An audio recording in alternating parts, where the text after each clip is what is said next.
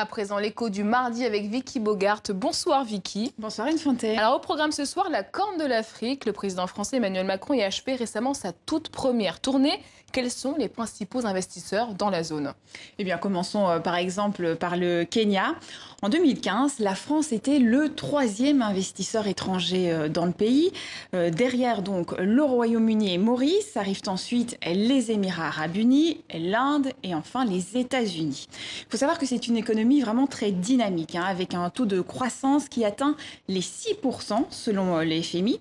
Et dernièrement, eh bien, le pays il a investi massivement dans les infrastructures pour justement soutenir cette croissance. Et pour cela, eh bien, il n'a pas hésité à s'endetter auprès de la Chine. Les Chinois ont financé la ligne ferroviaire entre la capitale Nairobi et Mombasa. Cela a coûté 4 milliards de dollars, beaucoup plus que prévu. Et cela ne rapporterait pas suffisamment d'argent pour rembourser le prêt. Selon la presse kenyane, en cas de défaut de paiement, eh bien, le gouvernement pourrait même être contraint de céder la gestion du port de Mombasa à la Chine. D'autant que la dette du Kenya, eh bien, elle augmente dangereusement, comme celle de l'Éthiopie d'ailleurs. La Chine est tout aussi présente, Vicky. Exactement, là aussi, elle finance la plupart des infrastructures, notamment le nouveau train entre Addis Abeba et Djibouti. L'Éthiopie étant un pays enclavé, eh bien, sans accès direct à la mer, elle doit compter sur le port de son voisin pour exporter. Le coût de cette ligne ferroviaire, là aussi, plus de 3,5 milliards de dollars, dont une très grande partie a été financée par la Chine. C'était le seul candidat, selon le responsable de la ligne ferroviaire.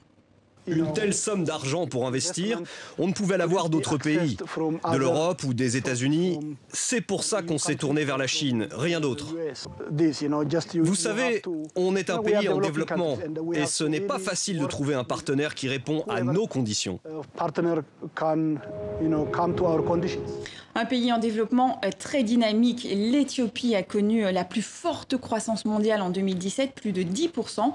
Les usines y fleurissent et les Chinois en détiennent à nouveau une grande partie et ils profitent notamment de la main-d'œuvre bon marché.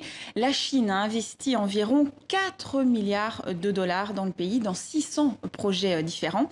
Et l'Éthiopie, aussi bien que le Kenya, a cherché à développer l'industrie des services. Il y a donc beaucoup d'opportunités à saisir pour les entreprises étrangères, notamment françaises, d'où la visite la semaine dernière du président français Emmanuel Macron. En Éthiopie, par exemple, Orange s'intéresse à Ethio Telecom, la compagnie nationale qui va ouvrir son capital. Aéroport de Paris espère accompagner le développement d'Ethiopian Airlines. Et au Kenya, eh bien, Peugeot, il regarde de très près la filière d'assemblage automobile. Et à Djibouti alors? Eh bien là aussi, l'influence de la Chine est grandissante. Elle se hisse au premier rang des partenaires extérieurs. Le pays veut vraiment devenir une plateforme logistique pour toute la Corne de l'Afrique.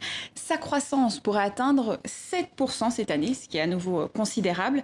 Mais sa dette aussi est grandissante. Elle est passée de 50% à 85% du PIB en seulement 2 ans. Merci beaucoup Vicky pour toutes vos explications.